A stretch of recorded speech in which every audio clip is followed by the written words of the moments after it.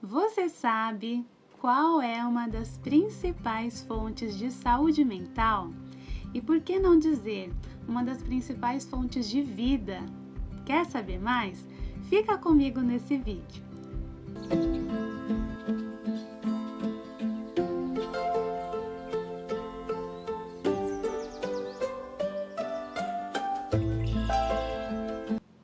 Oi, meus queridos, minhas queridas, sejam mais que bem-vindos a mais um vídeo aqui da nossa playlist Os Exemplos de Jesus, que visa trazer para vocês informações que tragam reflexão, que possam fortalecer a sua fé. Eu sou Fabiana Pavanelli, para quem não me conhece, se é a sua primeira visita aqui ao nosso canal, seja muito bem-vindo, muito bem-vinda. Aqui eu trago para vocês informações que têm a ver com psicologia, que é a minha formação, sou psicóloga de formação, orientadora de pais, orientadora profissional também, e temas também relacionados à neurociência e à fé, porque são 3 pilares que com certeza podem te ajudar a ter mais saúde mental, menos ansiedade e organizar a sua vida de uma forma geral. Hoje nós vamos conversar sobre uma dessas fontes da vida. E se você quer saber mais sobre isso, fica aqui comigo nesse vídeo. Já aproveita e se inscreve nesse canal para participar dessa comunidade. Nós temos aí como objetivo chegar aos 1000 inscritos ainda esse ano. Vamos ver se nós conseguimos bater essa meta. Hoje nós vamos conversar sobre uma passagem que está em Provérbios, número 4, versículo 23, que diz assim: sobre tudo que se deve guardar, guarda o seu coração, porque dele procedem as fontes da vida. Quando nós vemos essa passagem, é uma passagem tão curtinha que muitas vezes nós podemos não nos atentar para o tamanho da importância dessa passagem bíblica. Nós vemos Jesus na Bíblia inteira. Nós falamos muito dele no Novo Testamento, porque é quando ele estava aqui fisicamente, mas a Bíblia inteira foi inspirada por Deus e por Jesus, porque eles são um só. Quando eles falam sobre tudo que se deve guardar, guarda o seu coração, nós vemos que esse coração são os nossos pensamentos.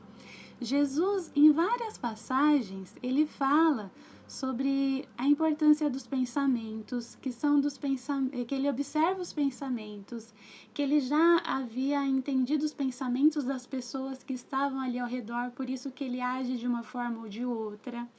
Ele fala que são dos nossos pensamentos que provém as nossas ações e também até mesmo as maldades, né? Lá em Mateus, no capítulo 4, versículo 9, tem uma colinha aqui, tá, gente? Porque eu não sei tudo de cor. Tem uma Bíblia de onde eu tiro essas informações.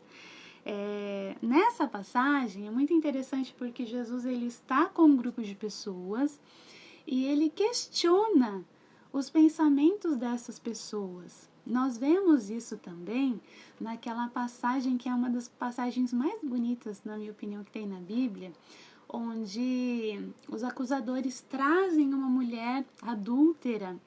Essa mulher provavelmente estava despida, porque eles, para fazerem esse tipo de acusação, eles retiravam a mulher enquanto ela estava cometendo o crime, que no caso era o adultério, e traziam ela amarrada no lençol ali, envolta no lençol. Só que tem uma questão muito interessante nessa passagem. Eles não traziam só a mulher. Quando havia uma situação de adultério, eles traziam o homem e a mulher. Só que nessa passagem, nós vemos que só a mulher é trazida. Por quê? Porque eles queriam saber como é que Jesus ia reagir, o que ele ia fazer.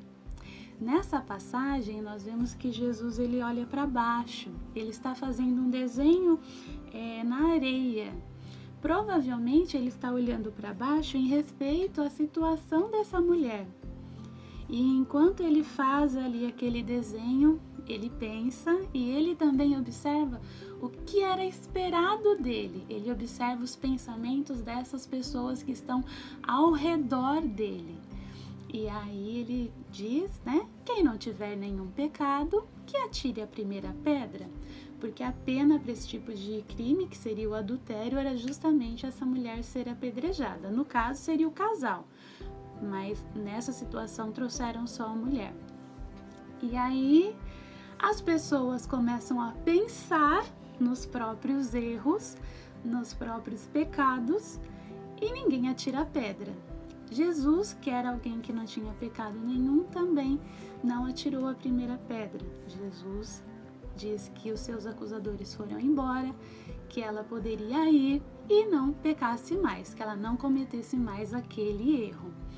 Então nós vemos que em todo momento Jesus ele traz para nós, no contexto das histórias, no contexto dos sermões que ele traz, nas suas ações, a importância de nós cuidarmos dos nossos pensamentos.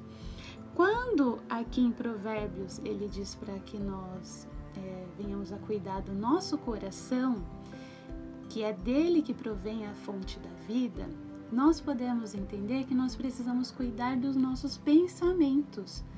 Cuidar se nós estamos pensando de forma repetida em coisas negativas, se estamos prevendo catástrofes, que é algo muito comum de quem tem sintomas ansiosos, quem tem transtornos de ansiedade. Então as pessoas ficam o tempo todo tentando ter controle de tudo e prevendo catástrofe. Elas até visualizam que algo terrível vai acontecer, muitas vezes não conseguem sair de casa porque estão prevendo que algo que ainda nem é real, que é subjetivo, que está só na mente delas, que aquilo vai sair do controle, que aquilo não vai dar certo. E nesse Provérbios e em toda a Bíblia, Jesus ele nos convida a cuidar dos nossos pensamentos. Mas aí você pode me dizer assim, mas Fabiana, eu não consigo parar de pensar coisas negativas, porque eu sou uma pessoa traumatizada, porque já aconteceram muitas coisas difíceis comigo. E como que nós podemos então cuidar desse espaço que é tão importante, que está na nossa mente e vai gerir muitas das nossas ações, os nossos pensamentos? Como nós podemos cuidar disso? Eu convido vocês a chamar Ele para cuidar dos seus pensamentos, chamar Jesus. Assim como essa mulher que seria apedrejada e ela foi perdoada pelo seu erro, pela sua falha, nós podemos também recorrer a Jesus e pedir para Ele: Jesus, me ajude a ter organização mental. Me ajude a cuidar dos meus pensamentos, porque eu sei que são desses pensamentos que virão as fontes da vida para mim, que virá a alegria, que virá a organização mental para eu conseguir seguir com o meu dia, para eu conseguir cuidar das minhas tarefas, dos meus filhos, para eu conseguir conversar com os meus filhos sem explodir, para eu conseguir fazer o que eu preciso fazer no meu dia a dia sem chegar exausta no final do dia. Que você possa pedir para Jesus guiar os seus pensamentos, guiar a sua mente, guiar o seu coração, para que você tenha mais qualidade de vida e para que você sinta que você não está sozinha nessa jornada, que você não está sozinho nesse caminhar. Então eu deixo para vocês aqui essa mensagem e convido vocês para fazer uma leitura, quando vocês puderem, de uma forma devocional, do Salmo 139, do versículo 1 ao 2, que é uma passagem que conta justamente isso. Onde o salmista ele fala: Senhor, som do meu coração, o Senhor conhece os meus pensamentos, então vem e me ajuda a cuidar desse meu espaço interior. Deixo esse convite para vocês.